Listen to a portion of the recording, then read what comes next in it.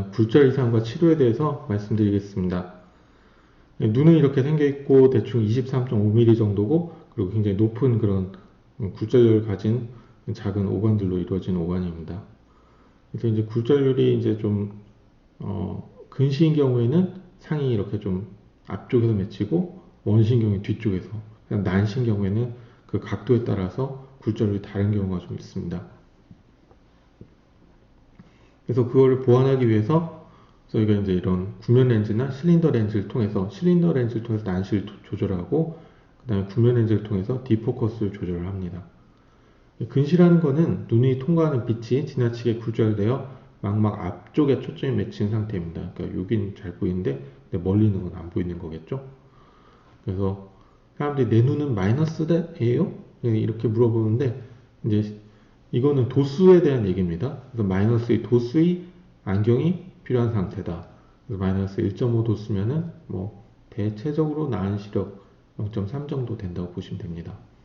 그래서 마이너스 도수다. 그거는 마이너스는 근시, 플러스는 원시 이렇게 생각하시면 되고, 그다음에 뭐 1.0이다, 0.1이다. 이거는 시력에 대한 거라고 생각하시면 되겠습니다. 이제 근시가 심하면 이제 좀 잘 안 보이니까 이제 좀 사람 얼굴 못 알아봐서 오해 생기고, 고도근시인 경우에는 아까 반대로 이제 눈이 좀 작아 보입니다. 눈이 작아 보이기 때문에 좀 미광상 좀 보기가 안 좋고, 그런 문제가 있고요. 그다음에 이제 이게 근시가 심한 경우에 이거 좀 눈알이 큽니다. 앞뒤로 길기 때문에 비유하자면 풍선이 커질수록 얇아지고 잘 찢기는 거하고 좀 비슷하게, 이 근시가 있으신 분들은 보시다시피 망막이 좀 얇습니다. 얇고 그렇기 때문에 망막 박리 위험성이 좀 증가하는 경향이 있습니다. 근시 발생의 원인은 그런 인종적인 원인, 유전적인 원인이 있고요. 아시아 사람들에서 좀 많이 높은 발생률을 높이고, 그다음 부모의 근시가 자녀의 근시 발생에 영향을 좀 끼칩니다. 부모가 모두 근시면 12% 정도 생긴다는 보고가 있습니다. 도시 지역에서 좀 더 많이 생기고, 요즘 특히 컴퓨터, 스마트폰 이런 거 많이 하면 약간 늘어나는 경향이 있습니다. 요즘 보시면 예전에는 근시가 한 10% 있었는데 요즘은 절반 이상이 다 근시라고 볼 수 있죠. 아마 2020년 요즘엔 더 높아지지 않았을까 생각됩니다. 요즘 군인들 그 나오는 거 보면은 대부분 안경 쓰고 있는 그런 사진들 잠깐 볼 수가 있죠.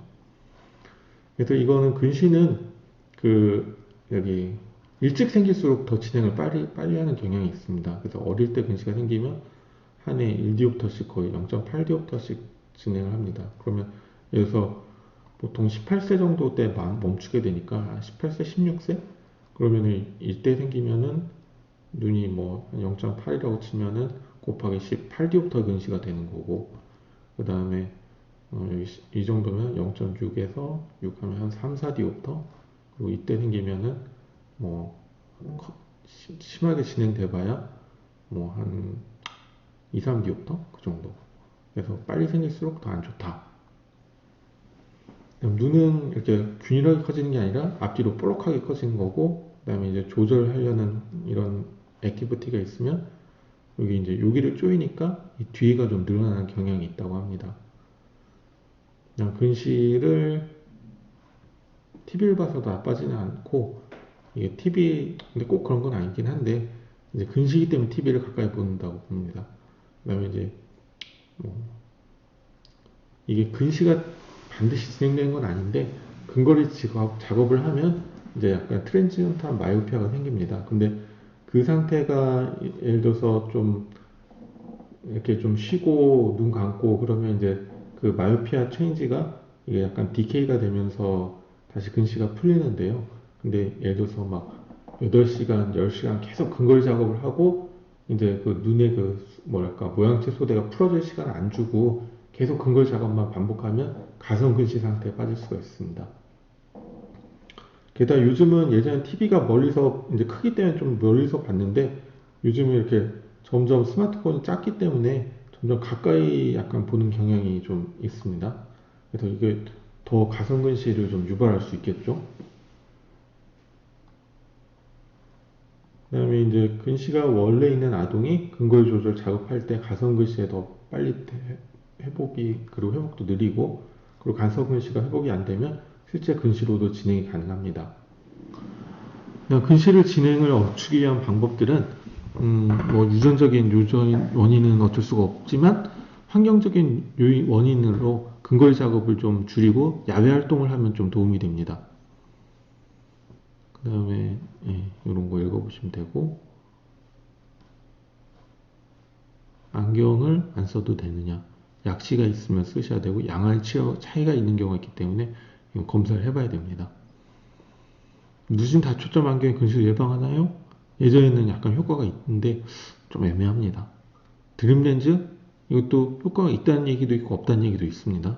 근데 이제 여기가 밀착이 되기 때문에 각막이 여기가 스크래치 생긴 경우가 가끔 있어서 조금 위험할 수도 있고요. 그리고 비용이 조금 비싼 편입니다. 한번 할 때, 피팅할 때 한 100만 원 정도 든다고 보시면 돼요. 그다음에 약물, 아트로핀 점안을 할 수가 있는데 이제 이것도 효과가 좋은 편이긴 한데 이제 아트로핀 이게 이제 몸에 흡수가 되면 이제 막 그 플러싱 그런 변신 부작용이 있을 수 있기 때문에 조심해야 됩니다. 그리고 동공이 커지기 때문에 눈부심 때문에 중도 탈락이 좀 많습니다. 그래서 아트로핀 농도를 1%에서 점점점 줄여서 굉장히 좀 낮은 농도의 아트로핀으로 좀 치료를 해보는 경우가 많이 있습니다. 그 다음에 이거 중요한 게 야외 활동입니다. 부작용 없이 근시 예방 효과 분명히 있고요. 이제 임상 연구에서 보면은 싱가포르에서 거주한 중국애하고 호주에서 거주하는 중국애 똑같은 인종인데, 근데 특별하게 호주에 사는 중국인 아동이 근시가 적은 걸 볼 수가 있었습니다. 근데 이제 야외 활동에 시간이 많았다. 그래서 유전적인 요인도 환경에 의해서 변화 가능하다는 것을 시사해 주는 그런 거라고 할 수가 있고요. 어쨌든 야외 활동만이 이 근시 예방 효과가 있었다. 그리고 뭐 이런 것들 효과 없습니다.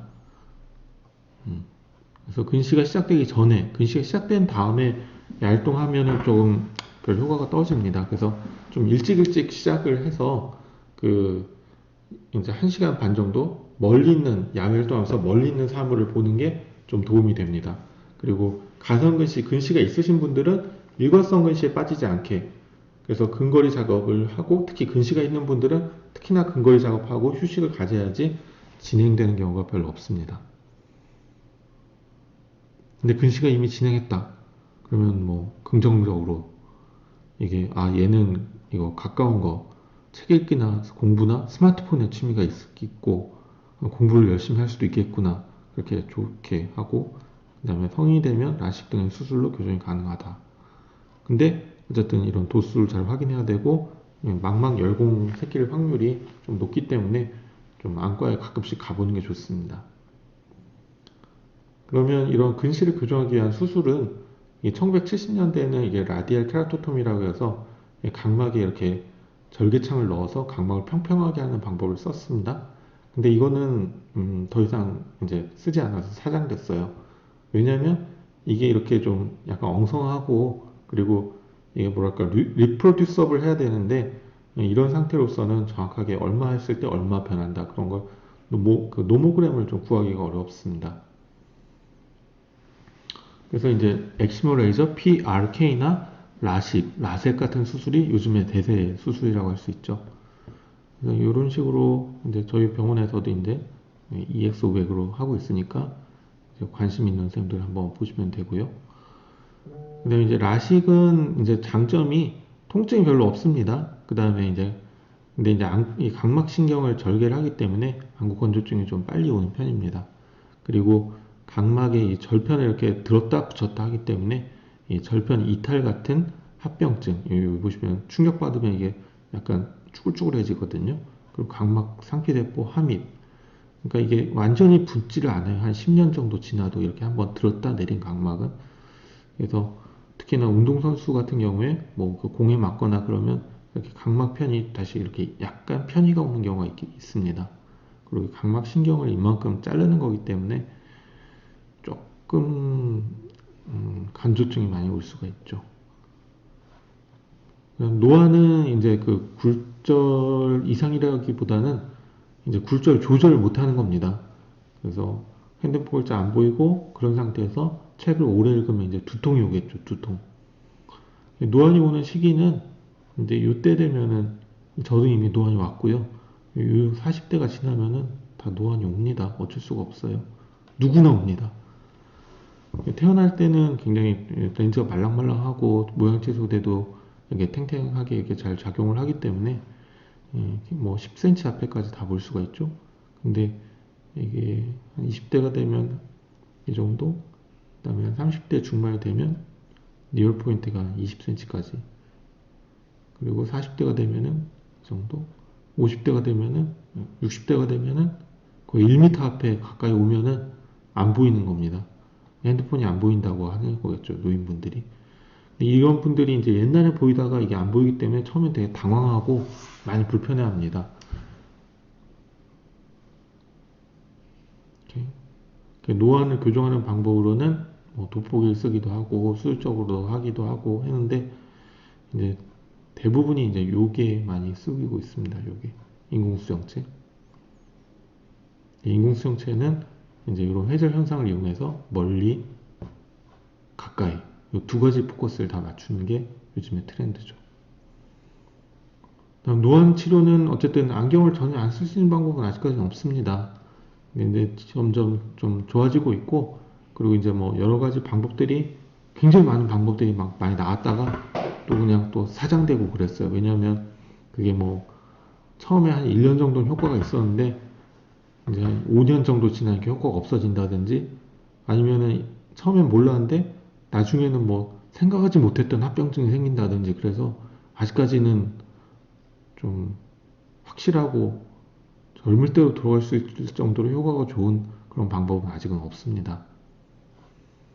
그래서 지금은 노안 교정 레이저 뭐 이걸 한다든지, 아니면 그 다초점 인공수정체 그 정도를 쓰는 게 그나마 베스트라고 보시면 됩니다. 오케이. 그럼 오늘 강의는 여기까지 마치겠습니다. 감사합니다.